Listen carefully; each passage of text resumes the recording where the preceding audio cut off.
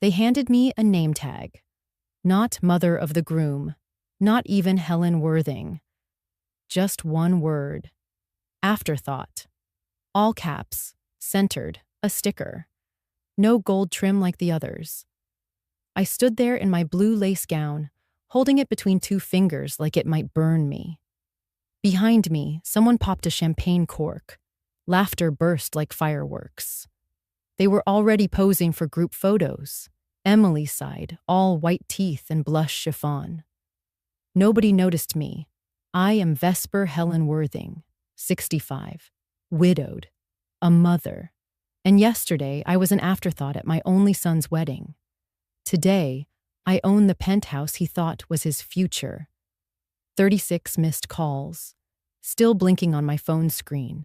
I haven't returned a single one. Before I take you with me through everything that happened, do one thing for me. If this story finds a corner of your heart, click the like button, subscribe, and tap the bell. Because you and I, we're not afterthoughts, not anymore. The venue was lavish, the kind where chandeliers drip crystal like rain and centerpieces have their own floral designer. I arrived 10 minutes early, not fashionably late, never been my style. But as I stepped into that marble lobby and saw the seating chart, I already knew. No Helen Worthing listed among the reserved family rows, just this sticker. Peeled off a sheet, slapped into my hand. Afterthought. That was all they'd printed. No table number. The young girl at the check-in didn't even meet my eyes when she gave it to me. She just smiled and said, "Enjoy the evening," like I was a donor, not the mother of the groom. I tucked the sticker into my clutch. I would not be wearing that. No one greeted me. Not Emily, my new daughter-in-law. Not her mother. Certainly not my son, Christopher.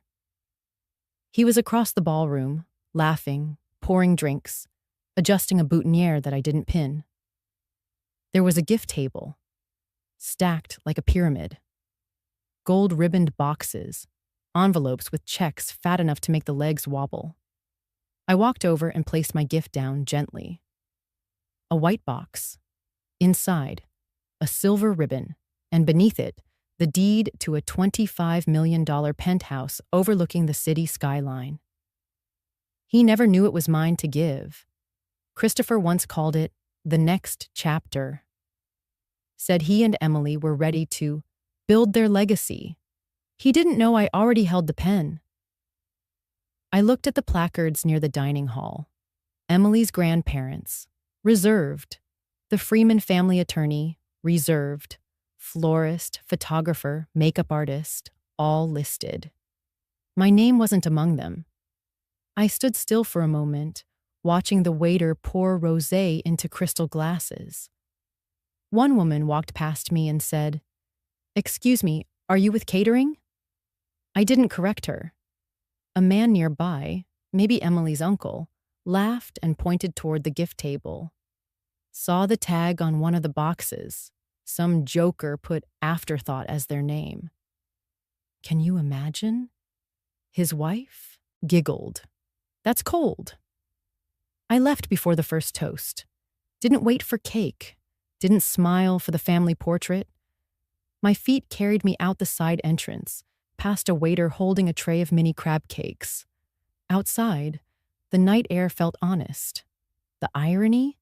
He'd thanked me a week ago for staying out of the way. Said it would mean a lot to Emily's parents if I kept things drama-free. Drama-free.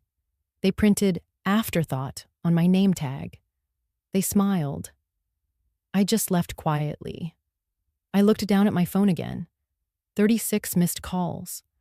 From Christopher, from Emily, from numbers I didn't recognize. But I wasn't going to answer. Not yet. Because sometimes silence is the only voice they hear. And sometimes the only seat you need at the table is the one you build for yourself. The first time I met Emily, she looked around my living room like it smelled of mothballs and forgotten dreams. She didn't say anything outright, She didn't have to. Her eyes did all the speaking. She took in the floral print sofa that Harold and I bought the year Christopher was born. The same sofa where he took his first steps. The worn armrest where I used to balance a bottle while holding him with one hand and folding laundry with the other. Emily's eyes landed on the crocheted coasters, the ones I made during chemo. I offered her tea. She smiled tightly and said, "Oh, I'm more of a latte girl." I told her I didn't have a machine for that. She said, "No worries. It's kind of charming in here." Charming, like a thrift store with sentiment. Christopher cleared his throat. "Emily's just used to more modern interiors," he said, as if translating. I nodded. She didn't sit down until he did. That day was the first time I realized I was being gently erased. Not violently, not rudely, just sanded down. A few weeks later, they invited me to dinner at her parents' place. I brought my lemon bundt cake, the one Christopher used to beg for on his birthdays. It sat untouched beside the tiramisu from the caterer. Her mother offered me mineral water with lemon, then told me all about their planned renovations for the starter penthouse. Starter. As if a 2,700 square foot condo on 44th Street was an appetizer. They talked about open shelving, quartz countertops, and gutting the built-ins. The built-ins that Harold designed himself. My fingers curled into my napkin. Emily leaned in at one point, smiling at me with all teeth and no warmth. "I'm sure you understand, Helen. It's just, we want to make it feel like us, you know?" U.S. Christopher never once looked up from his phone. He didn't even glance at me when I said, "Of course. It's just a space A lie. But I've learned to survive on lies you tell with grace." I think the moment it all crystallized was one Sunday morning, when I brought over a box of old photographs. I thought they might want to include some in the wedding. Maybe a display, a photo of baby Christopher in the bathtub, him in Harold's arms at the beach, one of the three of us in matching Christmas pajamas. Emily flipped through them, humming.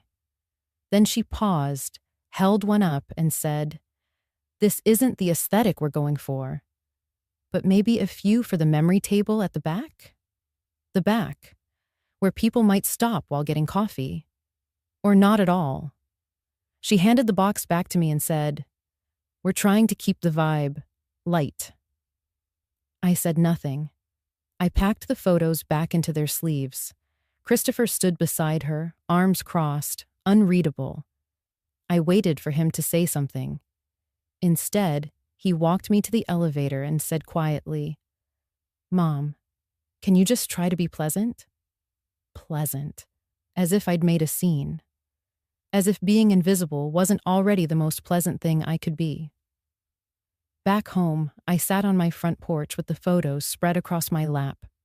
I looked down at one, me, young, sunburned, smiling, holding Christopher at the lake. No makeup, no filters, just joy. I whispered to the wind, "I am trying." 2 days before the rehearsal dinner, Christopher called. "I need to ask you something," he said. My heart lifted. Maybe an apology. Maybe he noticed. "Can you not bring up Dad during the speeches?" Silence. He filled it. "It's just, Emily never met him. And her parents are kind of sensitive about that stuff. We just want to keep things focused on us." The future. My throat tightened. I managed, "So, no mention of the man who raised you? Who saved every cent to buy that penthouse you're moving into?" A pause. "Mom, don't make this harder than it needs to be." I hung up the phone without another word, walked to the kitchen, pulled out the recipe card for lemon bundt cake. I didn't bake it. I just stood there, staring at Harold's handwriting on the back. "Add extra zest if she's had a bad week," Love H. I folded the card back into the drawer, and that night, I opened the safe behind the linen closet. Inside, the original deed, the transfer forms, the amendment Harold signed 2 months before he passed, giving me full control. He'd said, "In case they forget, Vess, I know you won't, I hadn't." So when Christopher told me, "Mom, don't stir things up," I smiled, because I knew what he didn't. The waters had already been stirred. All I had to do was let the tide roll in. They didn't invite me to the cake tasting. I found out when I bumped into Lydia, an old friend from church. She asked how the red velvet turned out, said she never imagined Emily would pick something so bold. I smiled and nodded as if I'd been there. I hadn't even known they'd scheduled one. Later that week, I scrolled through photos on Emily's Instagram. There she was, seated beside her mother and 2 bridesmaids, laughing behind white fondant samples shaped like peonies. Christopher stood in the background, distracted, holding a tasting spoon. I noticed something else. 3 champagne glasses on the table. 1 for Emily, 1 for her mom, 1 for her sister, none for me. The florist meeting? Same story. I'd always imagined picking flowers with my future daughter-in-law, showing her the pressed lilacs from my wedding album, telling her how Harold had written a note under each bloom in the bouquet, like a secret scavenger hunt. But I never got the chance. When I asked Christopher if he needed help choosing arrangements, he paused and said, "Emily's aunt is sort of taking the reins on that." I said, "Of course." I understand another lie wrapped in politeness. Still, I tried to stay present in small ways. Supportive, quiet, hopeful. A week before the engagement party, I mailed them a gift, a delicate silver frame, hand-engraved with their initials and the wedding date. Inside it, I placed a black and white photo of Harold holding baby Christopher, both of them wrapped in a towel on the front porch. The caption beneath it read, "Love that lasts chooses quietly every day." It came back 2 days later, the box unopened. Taped to the lid was a Post-it note, neat, precise handwriting. Emily's. "We already have enough frames, but thank you for the thought." No salutation, no signature. Just that. I sat on my bed holding the note. My hands didn't shake. They didn't need to. Some pain comes not like a storm, but like cold settling in your bones. Familiar. Expected. I didn't cry. Instead, I walked to the hallway closet, opened the small wooden box where I kept our wedding album, and slid the yellow Post-it inside. Right between page 16 and 17, where my own mother had written me a letter before she passed. That note joined the archive of silences I've endured. They never asked about the gift again. Christopher didn't call, but that night, as I poured myself a cup of tea, I let my eyes rest on the manila folder tucked into the bottom drawer of my desk. I hadn't touched it in months, not since the transfer had been finalized. Most people don't know this, but back when Harold was still healthy, we bought shares in a high-rise project downtown. A quiet investment in what used to be an abandoned printing press. He'd said, "Vess, in 10 years, this will be the future skyline." He was right. What no one knew, not even Christopher, was that when Harold died, he'd left me full decision-making rights on our portion of the development. And when the last Penthouse was released, Unit 4403, 3,200 square feet of glass, marble, and sky, I'd claimed it under our investment trust. It wasn't under my name. It was under the trust's, which I controlled entirely. Emily and Christopher thought they were moving in as new owners. They weren't. They were tenants. and they didn't even know it. I never mentioned it, never threw it in their faces. I wanted them to be happy, to build something of their own. But each time I was left out, each time I was erased a little more, I found myself imagining the sound of the front door to that penthouse clicking shut behind me. Alone. Quiet. Mine. There was one more moment, small, forgettable to anyone else, but it stayed with me. It was the night of the rehearsal dinner. They didn't ask me to speak, didn't ask me to light a candle, didn't even assign me a seat at the head table. Instead, I was placed near the back, between Emily's college roommate and a second cousin who couldn't remember my name. When I excused myself early, no one noticed. I stood outside the venue under the string lights, holding my purse, watching couples laugh and clink glasses through the window. I pressed the car key in my coat pocket. My hand brushed against something. The Post-it. Still in there. I unfolded it. Read it again. We already have enough, but thank you. I smiled, because that night, for the first time, I believed it. They did have enough, of noise, of flash, of appearances, but what they didn't have was foresight or gratitude, or the deed to Unit 4403. The ballroom shimmered.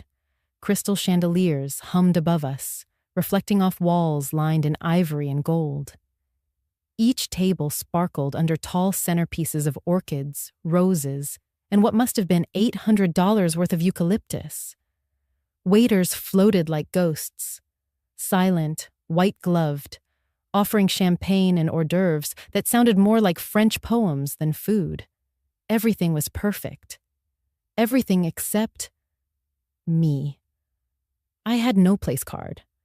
I wandered for a few minutes, feigning distraction, pretending to check my phone, smile politely at strangers.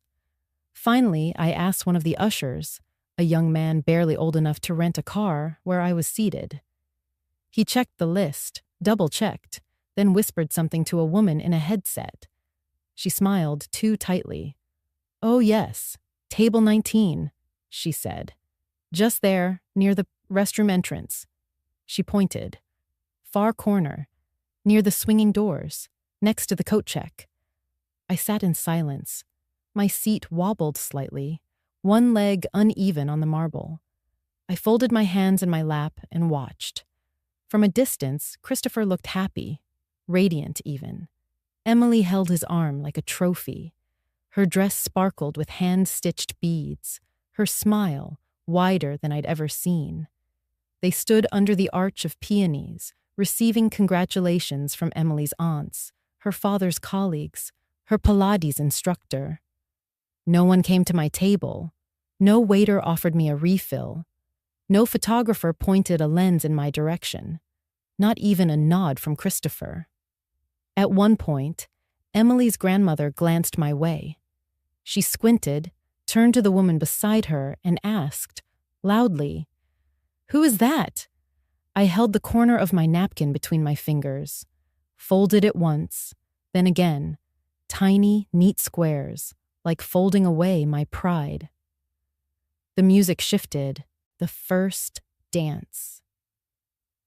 The lights dimmed, and all eyes turned to the couple as they stepped onto the floor. I stood up slightly, just enough to see past the orchid arrangements that towered over my table. Christopher held Emily close, whispering something that made her throw her head back and laugh. And in that moment, with the music swelling, the crowd swaying, and joy blooming like confetti, he never once looked for me. A young server passed by with a tray of crystal flutes. He hesitated at my table, then leaned in. "Ma'am?" he asked gently. "Are you carrying a tray?" I think someone said this seat was for staff.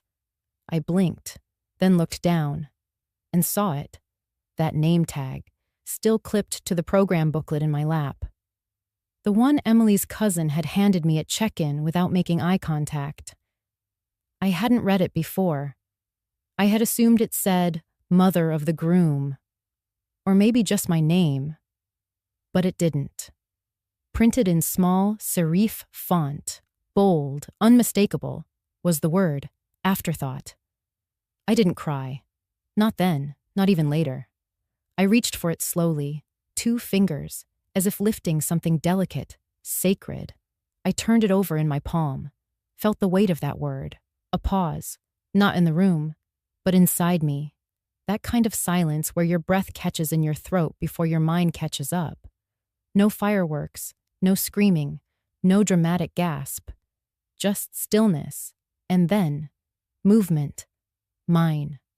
I unclipped the tag, slipped it into my clutch, and stood. No coat, no goodbye, no scene. Only one sentence in my head, spoken not out loud, but inward, like prayer. I don't need a toast.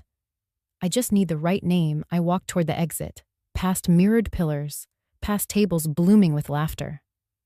No one noticed. No one stopped me. Until one voice, a child's, familiar, soft, Grandma? Lily, my granddaughter.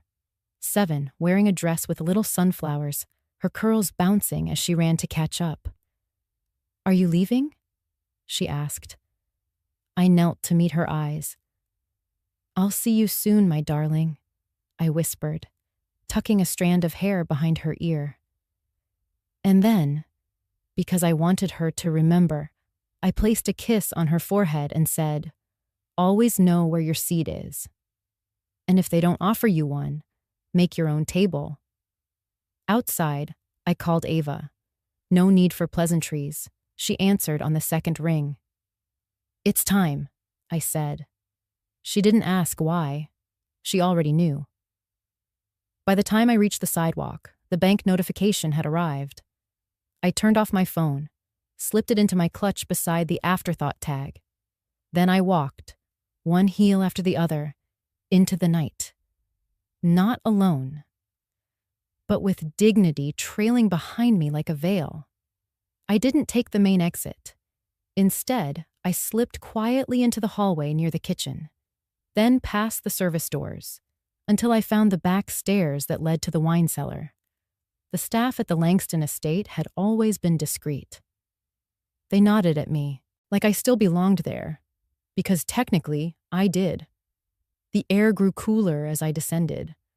Marble gave way to limestone, and by the time I reached the cellar, my hands had stopped shaking. I pulled out my phone. 1 missed call. 36 texts unread. None of them from Christopher. I scrolled to Ava Whitmore. Tapped. She picked up before the 2nd ring.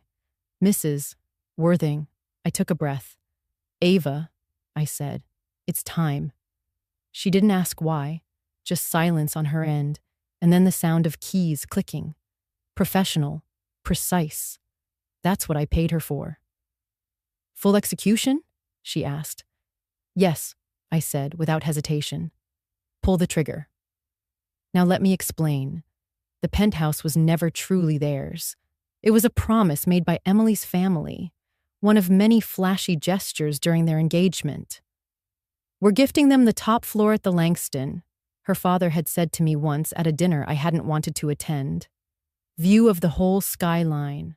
Our wedding gift, as if they owned it. What he didn't know, or perhaps forgot, was that I held majority shares in the Langston Development Group. The entire tower bore the Langston name. Yes, but it was my late husband's land, my strategic investments, and my quiet decisions that allowed it to rise. When Richard died, the board assumed I'd step down. I didn't. Instead, I bought out 2 minor partners. Not loudly, not quickly, just persistently. By the end of that fiscal year, I controlled 62% of Langston's residential assets, including Unit 4403. The penthouse, the one with 3 terraces, Italian marble, and Emily's Pinterest mood boards all over the design plans. They never asked me, not for approval, not for insight, not even for access. They simply assumed I'd fade, Assumed I'd sign.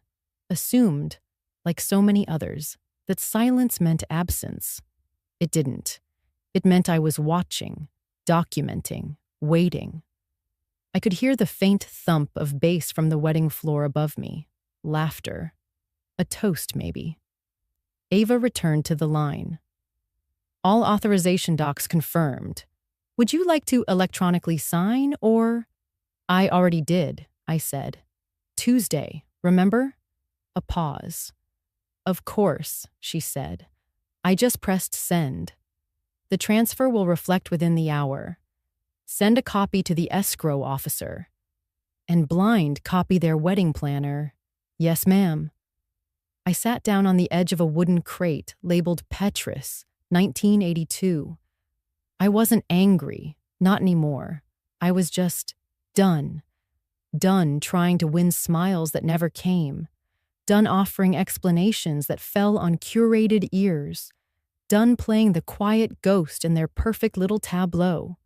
I reached into my clutch, pulled out the name tag, read it again. Afterthought. Not mother of the groom, not Vesper Helen Worthing, not even Helen, just an insult hidden in calligraphy. I held the tag in one hand, my phone in the other. Then I whispered, more to myself than to Ava, if you label me incorrectly, I'll just fix the paperwork. And I meant it. They could pretend I wasn't at the tasting, at the venue walkthrough, at the flower trials, but they couldn't pretend I didn't exist on the deed. Because now, I was the deed. As I stood to leave the cellar, I took one last look around. Richard had proposed to me just upstairs in that same wine room, 40 years ago, after a winter gala. He hadn't had a ring yet, just a folded napkin with our initials scribbled in red lipstick. Promise me, he'd said, you'll always know your worth, even when others don't. I nodded to the memory, to him, to the version of me he believed in, even when I didn't. Back upstairs, no one noticed me slip through the lobby. The valet barely looked up, but when I gave him my claim ticket, he smiled. Leaving so soon, ma'am? I just smiled back and said, better to leave as myself than stay as someone else's mistake. I woke up to the soft morning light pouring in through the bay window. For a moment, everything was quiet. No clinking champagne glasses, no whispered judgments behind manicured smiles. Just birdsong and the blinking red light on my phone. I didn't rush to check it. I walked to the kitchen first, boiled water, and steeped a single bag of Earl Grey in my favorite chipped porcelain mug, the one with the tiny crack shaped like a crescent moon. Only after I took my first sip did I pick up the phone. 36 missed calls. 5 from Christopher. 4 from a number I didn't recognize, probably Emily's mother. The rest were scattered. The wedding planner, the family liaison, even one from someone saved in my contacts as do not answer. No voicemails, no texts explaining, just ringing into silence. I took another sip of tea, then placed the phone face down. It wasn't the calls that stirred me. It was what Ava had said just minutes before. Congratulations, she said calmly on the phone. It's official. You're now the sole registered owner of Unit 4403, Langston Tower. The deed is updated and filed. She paused. You also asked me to blind copy the wedding planner? I did, I said, and the bride's family attorney. I could hear the faint click of her keyboard. Both copies delivered. Time-stamped. No one can claim they didn't know thank you. Then she said something I didn't expect. Do you want silence or do you want closure? I didn't answer right away. She wasn't talking about paperwork. She was asking about the thing that lives under everything, the ache. But I'd learned something in the last 24 hours. Closure is overrated when you have peace. And silence. Well, sometimes silence is the closure. There was an envelope waiting on my hallway console, hand-delivered. Inside, one single brass key, the kind that unlocks a private elevator, the kind that isn't given lightly, and a note printed on Langston letterhead. For your records, Mrs. Worthing, the penthouse belongs solely to you. All prior decorating appointments have been canceled at your request. Kindly let us know when you'd like the space prepared. I held the key between my fingers, feeling its weight. It was warm, not because of the metal, but because I remembered how they used to hand me the spare key. Just in case, they'd say. Not the main one. Not the one they gave to the decorator or the concierge, just the extra. The afterthought. Now I had the only copy. I set it down on the dining table, next to a linen napkin embroidered with my initials. No post-its this time, no calligraphy lies, no polite erasures of who I was. Just my name, on my deed, next to my key. My phone buzzed again. Call number 37. Emily. I let it ring, then ring again, and die. There's something I wish people understood. Silence is not absence. Silence is choice. Silence is strength dressed in satin. I could have screamed at them in the cellar. I could have slapped someone at the reception. I could have sent angry texts in all caps and broken a champagne glass on the dance floor. But I didn't, because they wrote Afterthought on my name tag, and I wrote my name on the penthouse deed. People will tell you family is everything, but what they often mean is, tolerate everything, or else you're the problem. I used to believe them, not anymore. I walked out to the small balcony attached to my garden apartment. The morning air was crisp. The city was beginning to hum.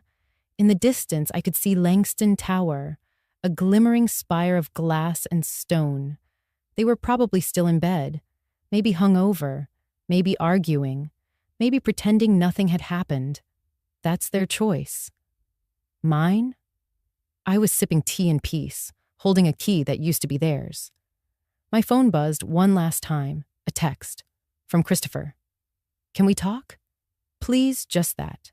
No mom, no apology, just panic dressed up as civility. I didn't respond. Instead, I whispered to the sky, they'll call. Because they labeled me as last. I'm just reminding them. I've always been ahead, and with that, I pocketed the key, finished my tea, and began packing.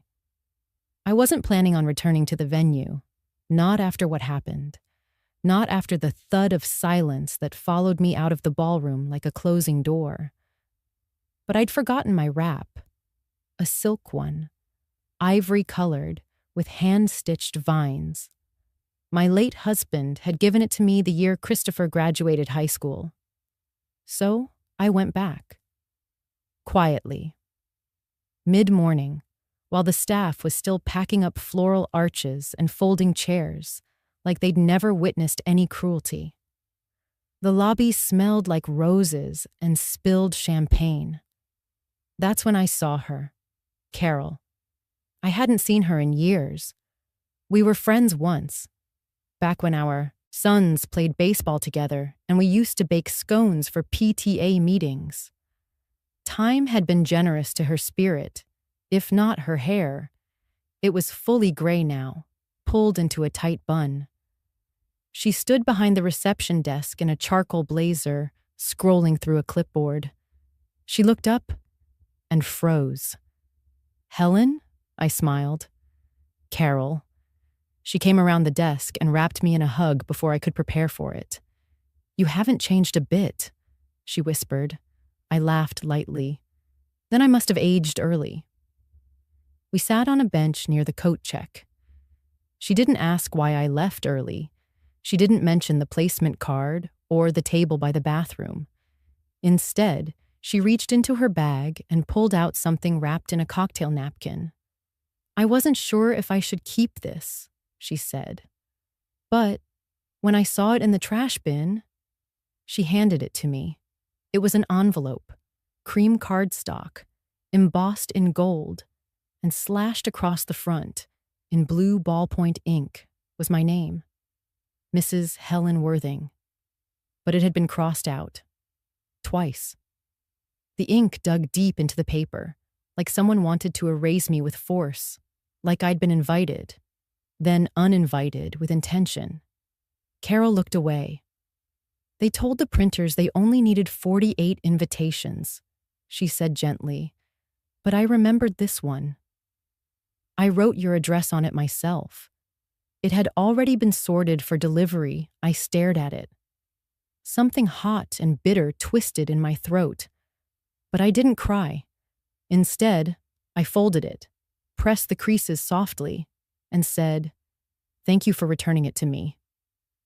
We sat in silence.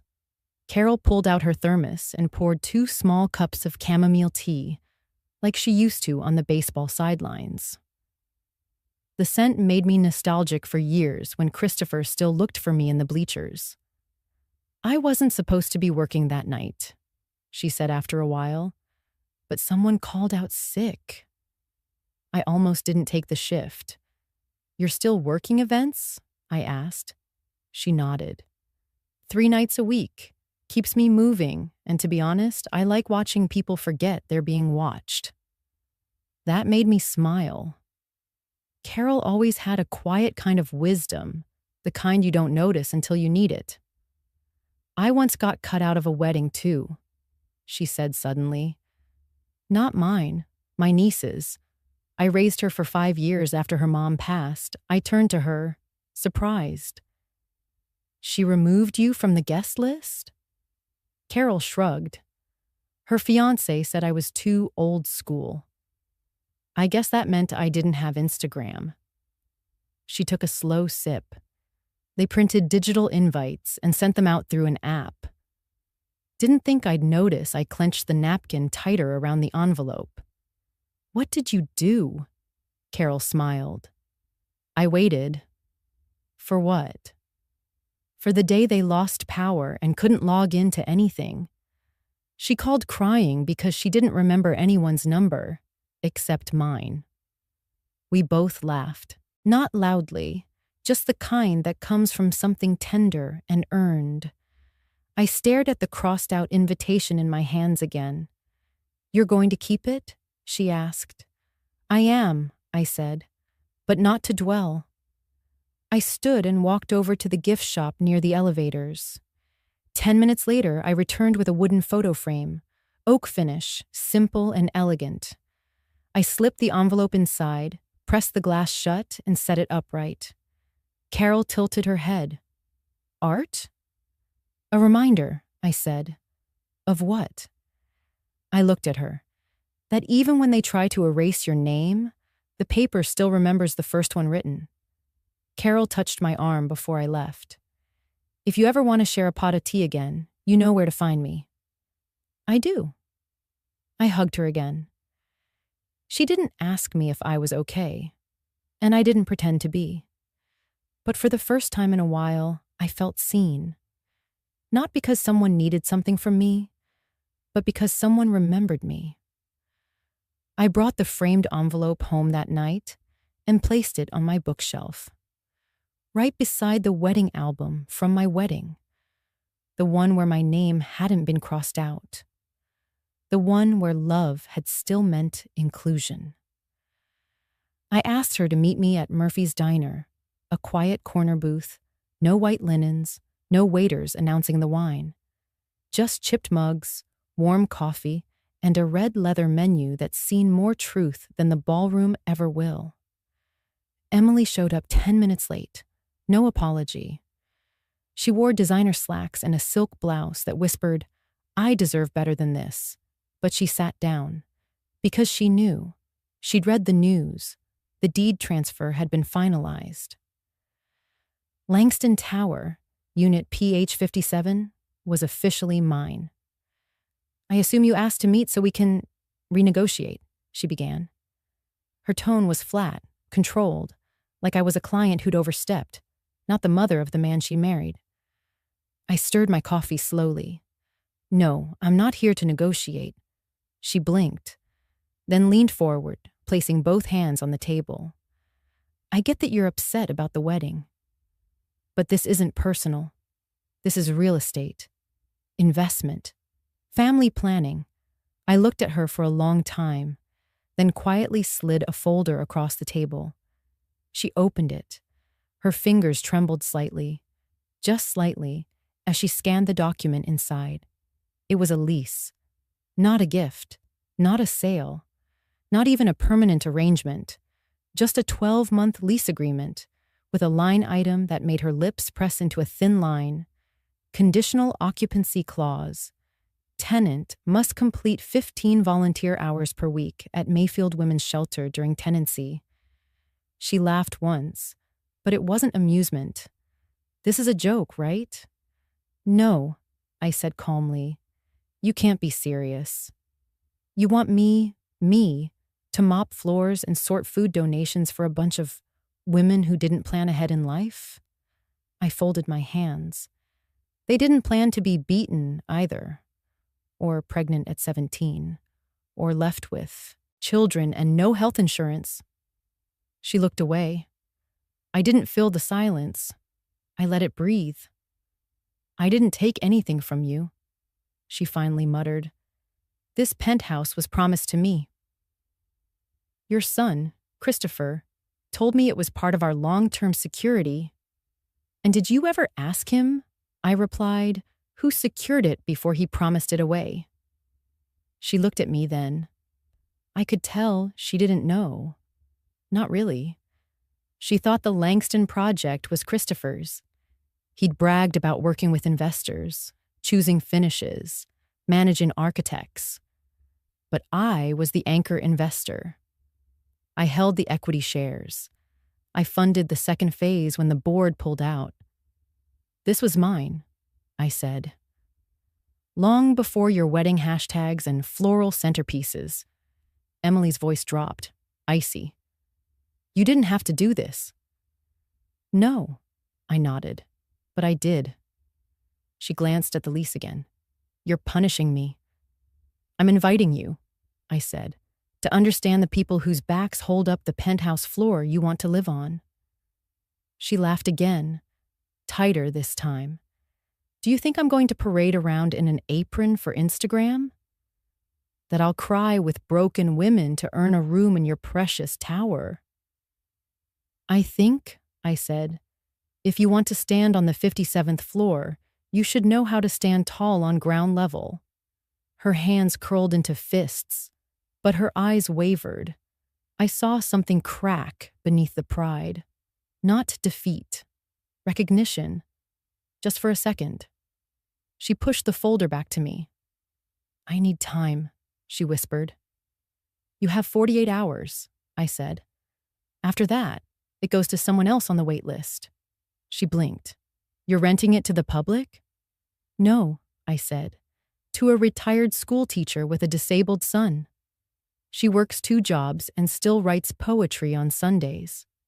Emily stared at me. You're doing this to make a point. I picked up my coffee.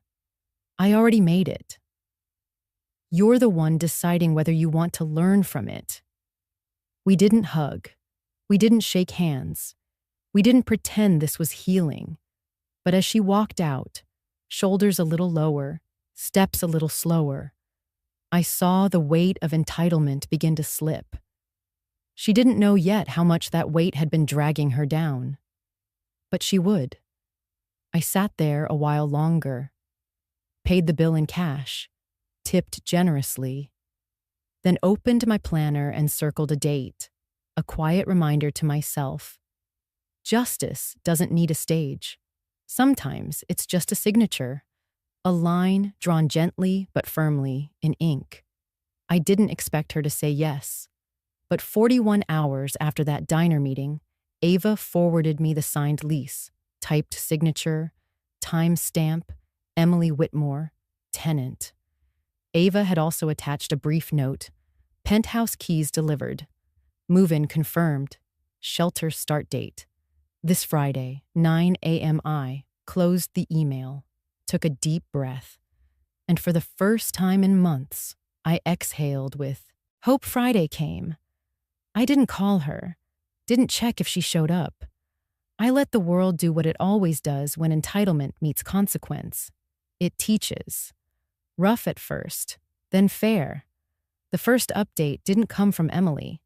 It came from Carol. Yes, Carol, the wedding receptionist, my old friend. She volunteered at Mayfield Shelter every Thursday. She texted me one photo. Emily, standing beside a crate of canned goods, looking utterly lost in a staff apron 2 sizes too big. Carol's caption was dry. She asked if the kitchen had oat milk. I didn't laugh. Well, maybe just a little. But mostly I felt something else. Reluctant admiration. She showed up.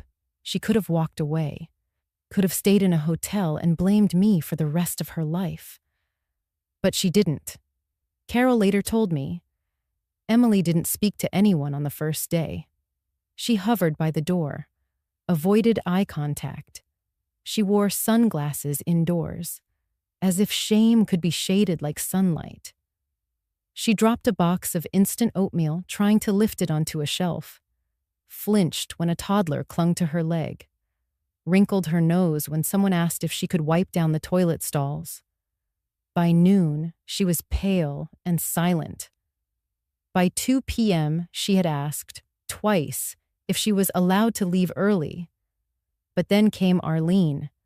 Arlene was the kind of woman no one saw at the wedding. Her cardigan had holes. Her knuckles were cracked from years of dish soap and bus stops. She had 3 missing teeth and 1 photo in her wallet.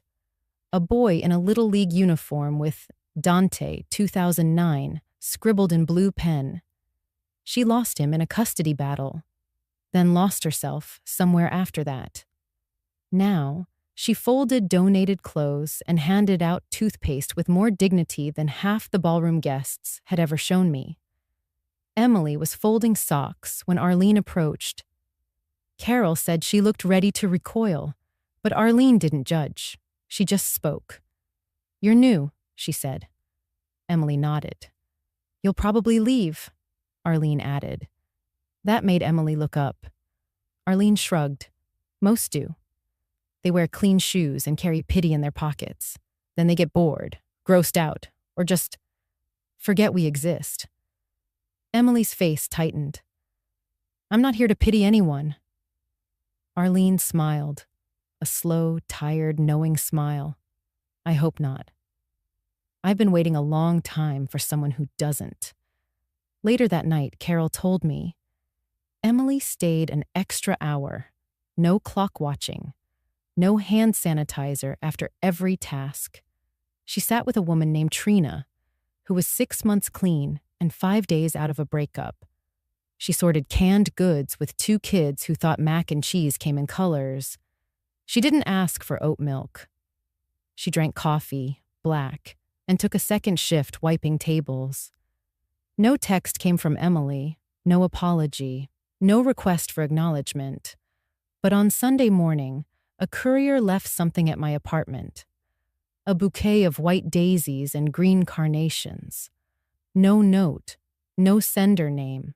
I knew who it was from. Emily had learned something. Not everything, but something. I sat with the bouquet in my lap and whispered to the silence around me, "She's meeting the floor. And maybe, just maybe, she'll earn her way back up." I didn't believe in punishment. Not really. What I believed in was perspective. And the only place you learn that is where the mirrors are cracked and the floor smells of bleach. Emily was starting to see. Not me. Not Christopher. But people she'd spent a lifetime stepping over. And if she kept showing up, they just might teach her how to stand without stepping on anyone ever again. It was the kind of knock that didn't belong in a penthouse hallway. Too hesitant, too soft, like the sound of someone trying not to be heard, but needing to be let in. I opened the door, and there he was, Leonard Whitmore, Emily's father, my son's new father-in-law. His suit looked slept in, not from poverty, but from pride worn too thin. His tie was askew, but his hair was perfect. Men like Leonard always made sure the part looked fine, even when everything underneath had unraveled. "Mrs. Whitmore," he began. I stepped aside and let him in. The view from the 57th floor didn't move him. His eyes went straight to the floor-to-ceiling windows, and then down. He didn't speak at first. He just stood there, arms folded behind his back, as if practicing a pitch he'd delivered 100 times and still didn't believe. Finally, he exhaled. "I suppose congratulations are in order." I didn't respond. He turned around and gave me a half smile. "Emily told me, you're the owner now." I offered him coffee. He declined. I offered him silence. He took it for a moment. Then, "You know, Helen, there was a time I admired your husband. Harold was formidable." I nodded. "Back when I tried to start Whitmore Capital, I went to him," he said. He listened. Politely, then said he'd rather invest in cement, I remembered. "He was right," Leonard added with a short laugh. "Whitmore Capital didn't last the year." He walked to the window. "I never told Emily that. To her, I've always been the man with answers, with control, the architect of her upbringing." He turned to me. "But you're rewriting that story. And I fear she's not ready for it." I studied him, not with disdain, not even judgment, just memory. "I don't hold grudges, Leonard," I said, "but I remember every no." His jaw clenched, then relaxed. "I'm not here to ask you to undo what's been done," he said. "I came to ask for a bridge, a path forward, for Emily, for our families." "Is that why you're here?" I asked. "Because she's uncomfortable? Or because she's changing?" He hesitated. "She's trying," he finally said. I walked over to my desk, opened a drawer, took out the same note she had once returned to me with a post-it that read, "We already have everything we need." "But thank you," I laid it on the counter between us. "Need is a funny thing," I said. "You don't feel it until what you have turns out to be borrowed." Leonard picked up the note. He stared at it longer than I expected. Then he looked up at me. "No money then?" "No," I said gently, "but something else." I handed him an envelope. Inside, a copy of the lease agreement Emily had signed, with the clause highlighted. Tenant agrees to maintain active participation in the Mayfield Shelter's rehabilitation and outreach program, minimum 3 days per week, for the duration of lease term. Leonard read it. Twice. "You're making her work for the roof over her head." "I'm giving her a chance to earn the ground under her feet," I replied. He put the paper down. "She won't understand it." "Not at first. She doesn't have to," I said. "She just has to keep showing up." He looked at me. "She's not you, Helen." "No," I said. "She never had to be. But that doesn't mean she gets to dismiss who I am." Leonard stepped back. The silence in the room shifted. Warmer now, but heavier. "She was raised to believe comfort is owed." "You're trying to teach her that compassion is earned." I smiled, just slightly. "Harold said no to you. You built anyway. Now I'm saying no to her. Let's see what she builds." He stood for a long time, then nodded. Before he left, he said, "You know, if you had said yes to me back then, Emily's life would have been different." I looked at him with nothing but clarity. If Harold had said yes, she might never learn to say it to someone who truly needs it. As the door closed behind him, I didn't feel triumphant. I felt resolved. Sometimes justice doesn't roar, it whispers. it waits. And sometimes, it knocks on your door wearing a rumpled suit, asking for mercy it once withheld. The knock on my door came earlier than expected. It wasn't the sound of apology or remorse. It was the sound of someone who still believed they were right. I opened it. Christopher stood there in his usual coat, the one I bought him in his 3rd year of med school. His eyes looked tired, not from work, but from the weight of the story he had told himself. "Can I come in?" he asked, like a stranger. I nodded. He didn't sit. He stood in the middle of the room, pacing slightly, the way Harold used to before he'd ask for something unreasonable, but make it sound logical. "I heard from Emily's dad," Christopher began. His voice was level, but his jaw clenched. She's been cleaning floors at that shelter." "Is that what you wanted, Mom?" I didn't respond immediately. You know she's not cut out for that. "It's humiliating, is it?" I asked finally. "Or is it illuminating?" He scoffed. "Come on, you've made your point. You own the Penthouse. You have the leverage. But dragging her through this, it's not like you." "No," I said quietly. "It's not like the version of me you've kept in a box labeled, 'Don't ruin the vibe.'" He blinked. "Mom, you came here to ask if I had to go this far," I said. "And I'll ask you something back. When you saw me sitting by the kitchen door, did you feel anything? Or did you look away?" His silence was deafening. I took a slow breath. "You were raised by a woman who stood in line for food stamps with you on her hip, who worked night shifts, skipped dinners, mended your father's debts. And somehow, along the way, you decided that woman could be sidelined at her own son's wedding." He didn't deny it. He didn't defend it. But his voice, when it returned, was sharper than I expected. "Do you even care what this is doing to us?" And there it was, the fear, not of justice, but of discomfort, not of my pain, but of the inconvenience of acknowledging it. "You're afraid of how this looks," I said, "but I'm afraid of what I've become. A mother who swallowed enough insults in silence to make her son forget she has a voice." I stood, matching his height. "You're worried I've gone too far." "I'm worried I didn't draw the line soon enough." He looked like he wanted to say something, anything, but I saw it. The flicker of doubt, the flash of understanding. He wasn't just defending Emily. He was defending the fragile system that kept him from facing the mirror. "You think I'm punishing her," I said softly. "But I'm not.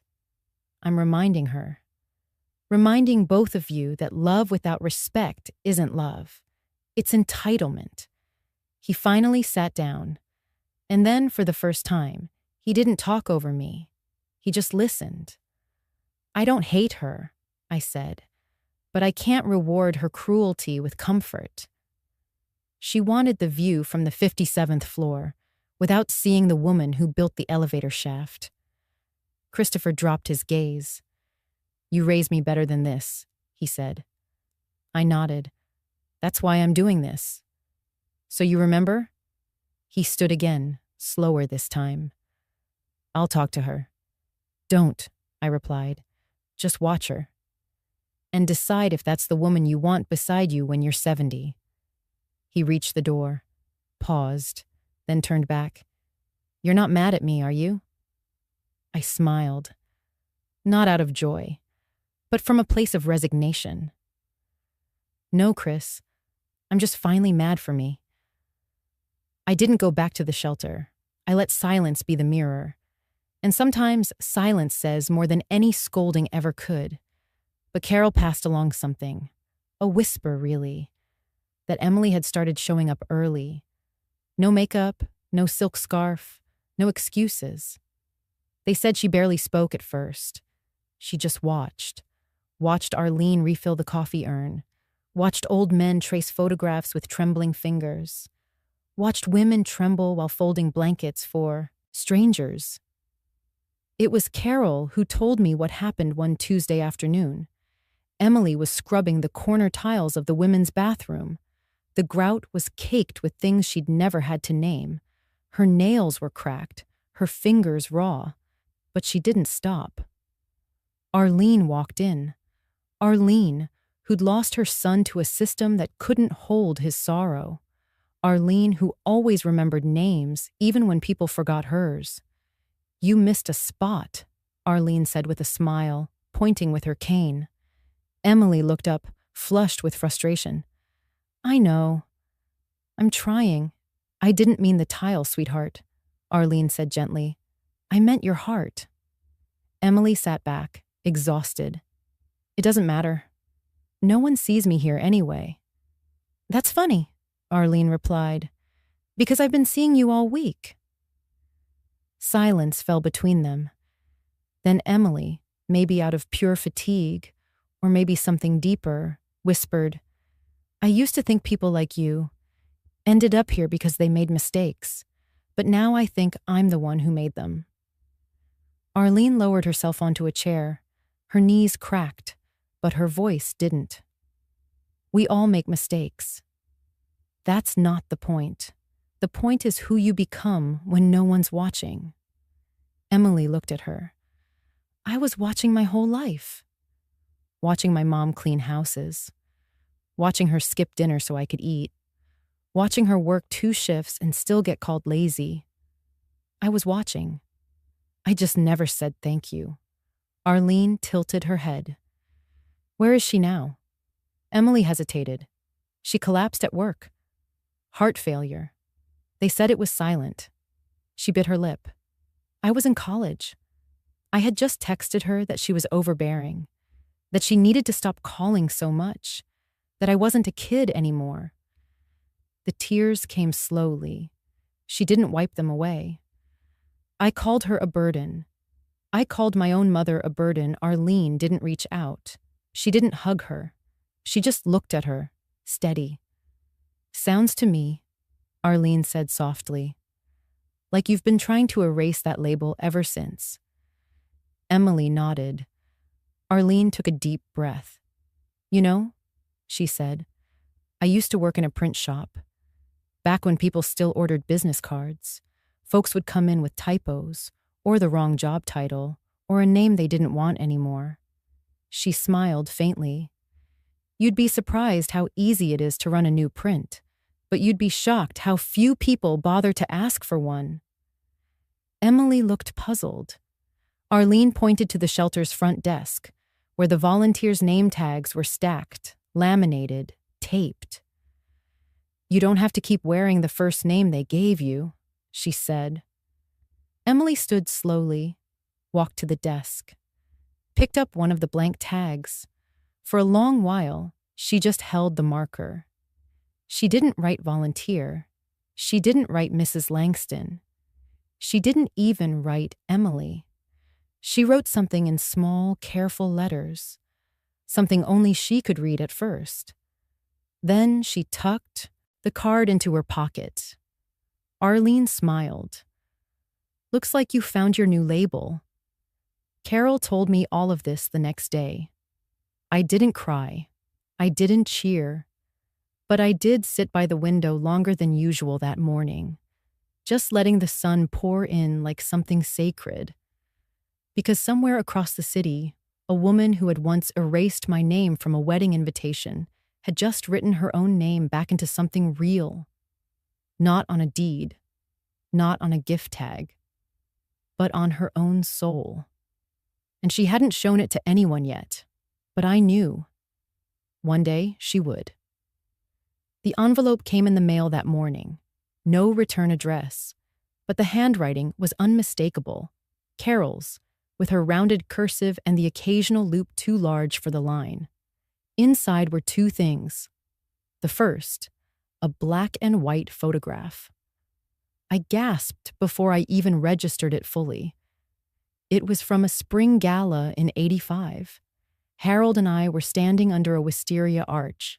champagne in hand, both laughing at something out of frame. I hadn't seen that photo in decades. And yet, there we were. I looked so young. He looked like he still believed the world could be shaped into something soft. I traced his lapel with my thumb, the velvet trim, the slight smudge of lipstick I never noticed until now. The second item made my breath catch. It was a copy of Christopher and Emily's wedding invitation. Only my name had been crossed out. A thick line of black marker slashed through Vesper Helen Whitmore. Carol had found it in the hotel trash bin, apparently.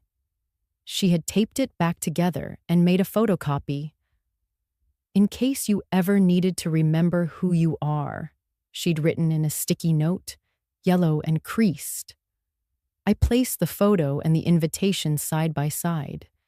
Then, slowly, I walked to the living room, pulled down an old album I hadn't opened in years. It creaked when I laid it on the table. Inside were pages of fading snapshots. Christopher's first tooth, Harold holding him up in the garden, me in my maternity dress laughing under a crooked clothesline. Life in sepia tones.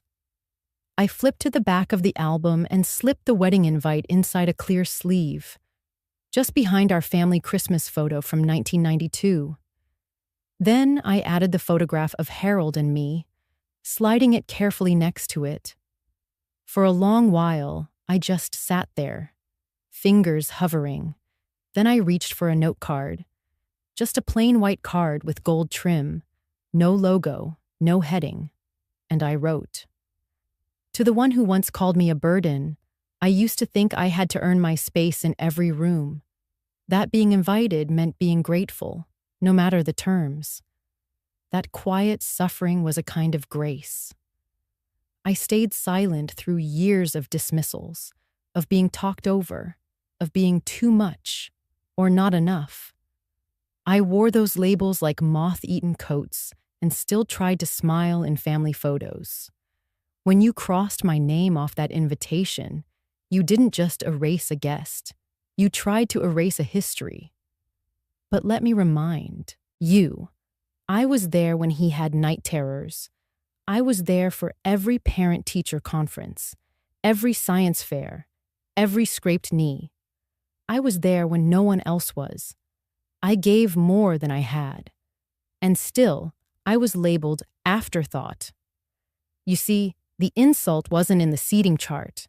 It was in the intent. You didn't just forget me. You chose to. But I chose something else. I chose to walk out of that room with my head held high. I chose not to shout, not to beg, not to crumble. I chose dignity. I chose to correct the ledger, not with cruelty, but with clarity.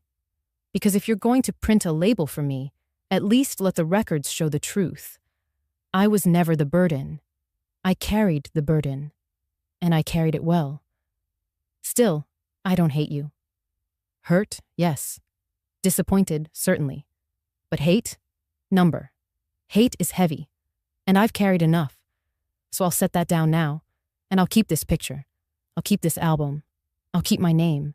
And one day, if the silence breaks and you find your way back to memory, you might look for this letter. You might want to know what I felt. So here it is. I felt erased, but I stayed visible. I felt discarded, but I stayed whole. I felt forgotten, but I remembered myself.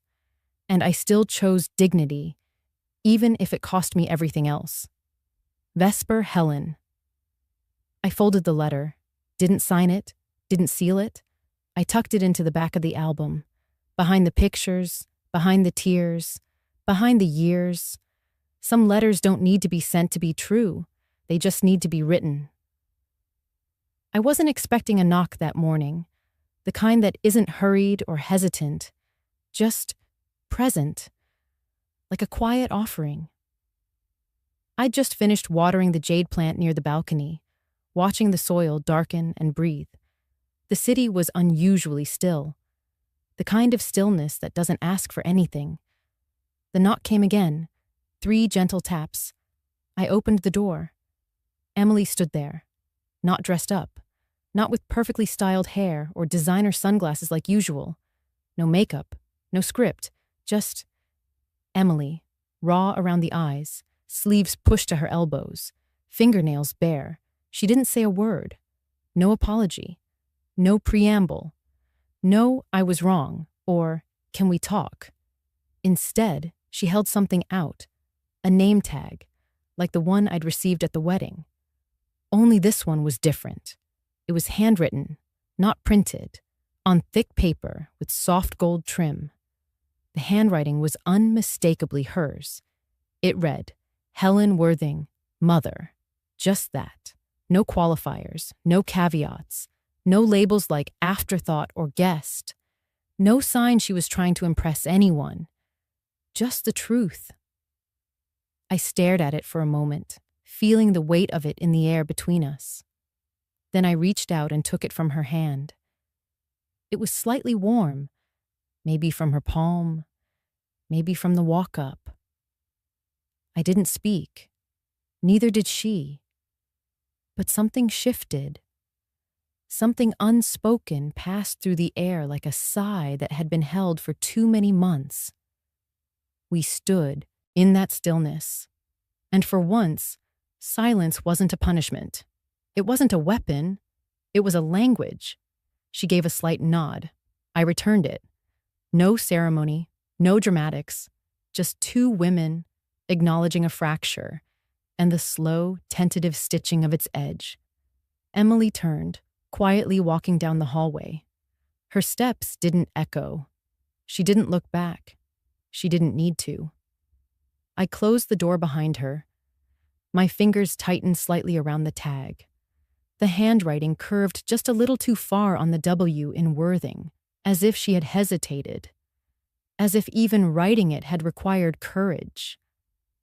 I walked back toward the window. The sun was beginning to settle into that soft, golden place, where it makes everything look like it's been dipped in forgiveness. Outside, the city shimmered. A breeze curled up over the railing. It brushed against my arm, gentle as breath. And for the first time in a long while, I didn't feel invisible. I didn't feel like an accessory to someone else's joy. I felt here.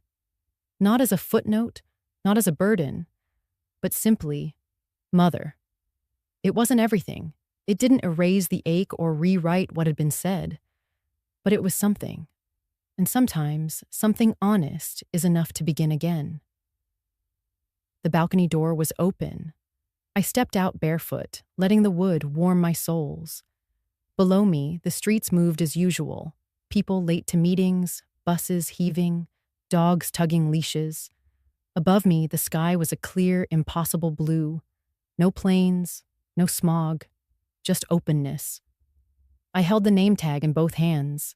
Let the breeze ripple through it. It didn't flutter away. It stayed. Like me. It had snowed the night before. The kind of snow that covers broken sidewalks and rusty fences with a quiet mercy, softening the edges, giving everything a second chance to look new again. I arrived at the shelter early, holding a box of scarves I'd knitted myself. I didn't tell anyone I was coming. Inside, the dining hall had been cleared. Folding tables lined the walls, each piled high with coats, gloves, boots, and every size. Some new, some gently used, all lovingly sorted. Children darted around, trying on puffy jackets that swallowed them whole. Laughter echoed off the concrete walls, and in the center of it all stood Emily. She wore a simple navy coat and a Santa hat that drooped slightly to one side.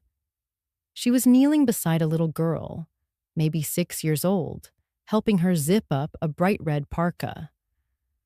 "There," Emily said, tugging the zipper to the top and brushing hair from the girl's face. "Now you're ready for the North Pole." The girl beamed. "I'm Maria. Do you remember me?" Emily smiled. "Of course I do, Maria. You were here last week, green mittens, right?" Maria giggled and nodded. Emily stood up slowly, her knees stiff from the floor, and looked around the room. There was no spotlight, no camera crew, no grand applause. Just people. Warmed. Seen. I watched from the doorway, unseen. Loretta, the shelter's longtime manager, stepped up beside Emily and touched her elbow. "You've done something good today," she said. Emily let out a breath. "I just handed out jackets." Loretta shook her head. "No, honey. You showed up. You listened. You remembered names. That's what makes people feel human again." There was a pause. Loretta asked, gently, "You came here because of a condition in a contract. But why did you stay?" Emily looked across the room. Maria was spinning in her new coat, arms out wide, laughing without reserve. Emily's voice was quiet but clear. "Because she remembered my name." Loretta smiled and gave her shoulder a soft squeeze. That moment held still in time. It wasn't dramatic. It wasn't tearful. But it was healing. I stepped back into the hallway before they saw me. This was hers. This was not mine to interrupt or define. I sat in the hallway for a while, letting the muffled sounds of joy roll toward me through the cinder block walls. The kind of sounds that don't need words, just presence. Eventually, Emily stepped out, not surprised to see me waiting there. She didn't look startled or guilty, just settled. She held a paper cup of cocoa. "Extra marshmallows," she said, handing it to me. I remembered. I took it with a soft smile. "You did." We walked outside together. Snow was falling again, light as ash, settling on our shoulders without a sound. She reached into her pocket and pulled out a folded list. "These are the kids who still don't have boots," she said. "Sizes and names." She didn't ask me for money. She asked me to help. And that mattered. We stood on the sidewalk for a long time. No long speech, no closure neatly tied. But the air between us was different now. She was learning. Not by being punished, but by being present. And I was learning too. That healing doesn't come from being called mother on a name tag. It comes from watching someone change because they chose to, because they listened, because they stayed. I looked at Emily, her cheeks pink from the cold, her breath visible in the morning air. "You ready to go find some boots?" I asked. She nodded. And for the first time since all of this began, I believed her. I made roast chicken, not because it was a holiday, not because anyone was visiting, just because I had the time. And the quiet. The rosemary from my little garden patch was still fragrant, despite the chill in the air. I added it to the pan, drizzled olive oil, basted everything slowly. The kind of cooking you only do when no one's rushing you. The kind of meal that lets the house smell like warmth again. I just finished setting the table, 2 plates, 2 cloth napkins, water with lemon slices, when I heard a knock. I didn't expect anyone, not really. I opened the door and there he was, Christopher. No text, no warning, no Emily, just him. He held a bottle of apple cider. Thought this might go better with chicken than the usual wine. I didn't say anything. Just stepped aside and let him in. He looked around the house like it was the first time he'd really seen it. His eyes paused on the mantel, where an old photograph of Harold and me stood next to a new one of me holding Lily last Christmas. "You changed the curtains," he said. I nodded. I change things sometimes. We sat. We didn't turn on the television. We didn't check our phones. We just ate. And the silence wasn't sharp. It wasn't uncomfortable. It was patient. He took a bite, chewed slowly, then said, "This tastes like Sundays when I was 10. I smiled softly. It is. He didn't say much for a while. Then, over the last spoonfuls of mashed potatoes, he set down his fork. His voice was quiet, careful. Do you hate me, Mom? I folded my napkin, looked at him, not through him. No, I said. He nodded, as if trying to believe it, because sometimes I think I deserve it. I reached for my water, took a sip, then answered. I don't hate you, Christopher. I never could, but I was angry, not just at you. At myself, he looked confused. At yourself? For being silent for so long, I said. For shrinking myself to fit into everyone's plans. For thinking if I just stayed quiet, if I smiled enough, everything would hold together. He dropped his eyes. I continued, my voice steady. I let people call me things. Afterthought. Burden. Not with words, but with how they treated me. And I let it happen. Over and over, he opened his mouth to speak, but I held up a hand gently. This isn't blame, Chris. This is clarity. You were raised by a woman who thought self-sacrifice was love, who never taught you to question that he swallowed hard. I should have protected you. No, I said softly. You should have seen me. That's all. He looked up, eyes red-rimmed, not from anger, but recognition. I see you now, he whispered. I nodded. Then we begin here. He looked around, blinking. It's quieter than I remember. I smiled. That's because the noise is gone. We cleared the dishes together, like we used to, years ago. No rush. When he left, he paused at the door. I'm proud of you, he said. I touched his arm. I'm still proud of you too. Even when I was hurt, he stepped out into the cold evening. I closed the door slowly behind him. The house held a different stillness now. Not lonely, but lived in. Not waiting. Just being. I sat down at the table again, poured myself a second glass of cider, and lit the candle in the center. It flickered gently. Sometimes, the most powerful redemption doesn't arrive with a bang or a speech. Sometimes, it looks like a grown man coming home for dinner.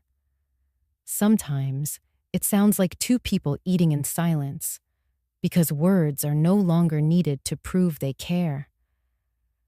And sometimes, it's enough. I waited until the house was quiet. Again, no knocks, no calls, just me, my cup of peppermint tea, and the envelope that had been waiting on the desk for far too long. Unopened, not out of fear, but timing. The old trust papers were brittle, tired from decades of assumptions. I laid them out in front of me like a map I once followed blindly, and beside them I placed a blank page. Clean, wide, ready. I didn't call Ava, not yet. This part, I needed to draft by hand. The first name I wrote wasn't family. It was Safe Haven Shelter. I remembered the look in Emily's eyes that day, when she handed out the coats to children who never asked for pity, only warmth. I remembered the way she knelt to tie a little boy's shoes, and didn't flinch when his hands were sticky, when his voice was loud. They had undone something in her, those children.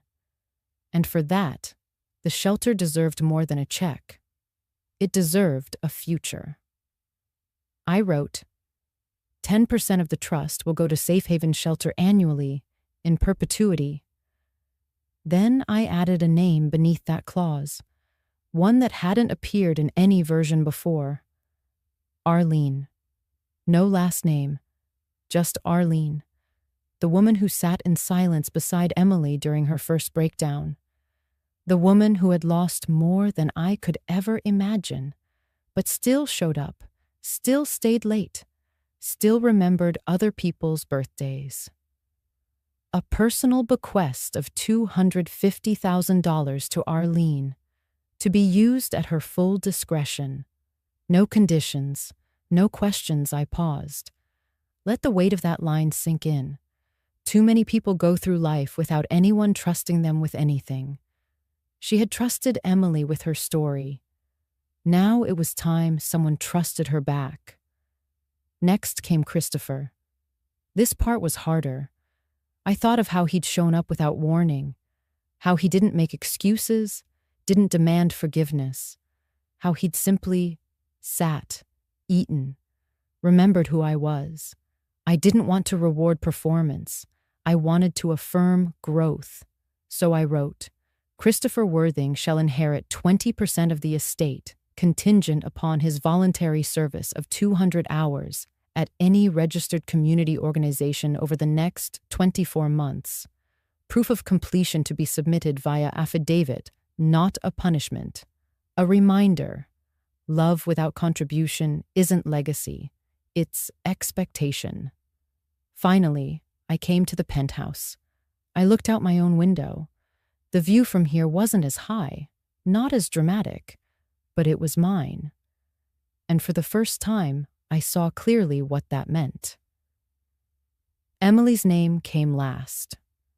I wrote, the Langston Penthouse, 57th floor, is to be gifted in full to Emily Worthing under the following conditions.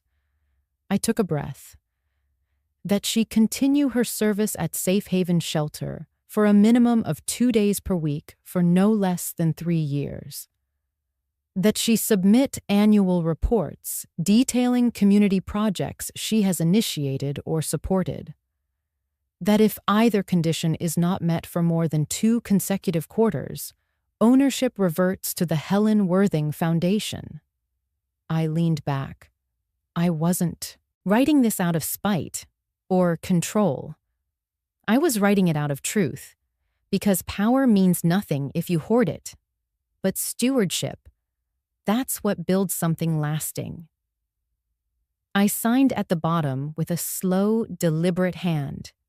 Helen Worthing, the same name once scribbled on the edge of a wedding invitation and then crossed out. I sealed the document and whispered to no one in particular, real power isn't in what you own. It's in how you leave it behind. The wind moved gently through the open window. Somewhere in the city, I imagined Emily walking out of the shelter, wiping sweat from her brow, waving goodbye to Maria. Somewhere else, Arlene might be sipping coffee from her new porch. And maybe, just maybe, Christopher was helping someone move boxes in a church basement, not for a check, not for a clause, just to feel useful again. I didn't need to witness it all. Legacy doesn't ask for applause. It only asks that you show up while you're here and leave quietly when the time is right. It was a Tuesday, not the kind you circle on calendars. No big milestones, no photographers, just a handwritten flyer taped to the shelter's side gate. Warm winter gathering, all welcome. Emily had written the words herself. I recognized her loops and soft angles, even from a distance. The letters had the warmth of someone who finally knew what it meant to open her arms. Inside, the folding chairs weren't matching. The tablecloths were creased, and the centerpieces were simple glass jars filled with wildflowers and crayons for the kids. It was perfect. Everyone wore a name tag. Not the cheap ones from printers. These were crafted from thick cardstock, cut with pinking shears. Calligraphy in black ink. Full names, no abbreviations, no rolls missing. No one was just +1. No one was guessed. As I stepped through the door, Loretta waved me in. There she is, she said, like I'd been expected. Emily crossed the room. Her sweater had paint on the cuff. Her hair wasn't styled, just pulled back with a pencil.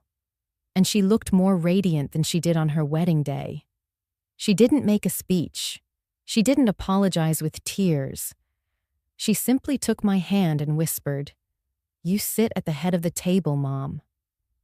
It wasn't a performance. It was a placement.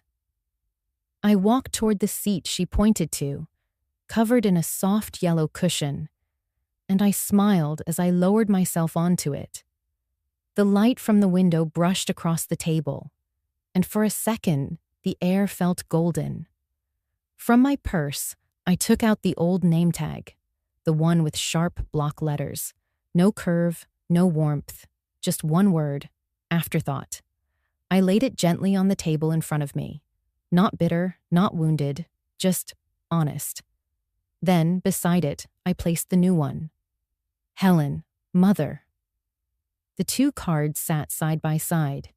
It wasn't revenge, it was restoration. Across the room, Christopher laughed with Loretta over a crooked tray of cookies. Arlene adjusted Maria's scarf and helped her fold a paper swan. Ava dropped off a stack of donated gloves and gave me a wink. This wasn't the ending I'd planned. But maybe that's the miracle. Sometimes you have to be mistaken for the last to matter, to become the one they remember most. We stayed long after the food was gone. Emily poured cider into chipped mugs. The heater clicked on and off. The children kept coloring. And I looked around, at a room that had once been filled with strangers, and saw a family, not by blood, but by choice. Before the lights dimmed, I stood to leave. Emily walked me to the door, her hand warm in mine. "Thank you," she said. Just 2 words. But this time, they weren't transactional. They were tender. I didn't say anything back. I didn't need to. She opened the door, and the cold air greeted us with a hush. A soft snow had begun to fall. Quiet flakes, slow and unbothered. I stepped outside, clutching both name tags in one hand, and just before the screen door shut behind me, I heard Loretta's voice say to the room, she was never just a guest. Before we say goodbye, we'd love to know. Where are you watching from? Is it a quiet morning with a warm cup of coffee? Or a late night where stories like this keep you company? Let us know in the comments. We read everyone with gratitude. And if this story touched your heart, please consider subscribing to the channel, not just to hear more stories like this, but to be part of a community that still believes in kindness, healing, and second chances. Thank you for spending your time with us today. Wherever you are, we hope you carry this story with you. And remember, sometimes the miracle doesn't knock on your door. It waits quietly until you're ready to open your heart. Take care, and we'll see you in the next story.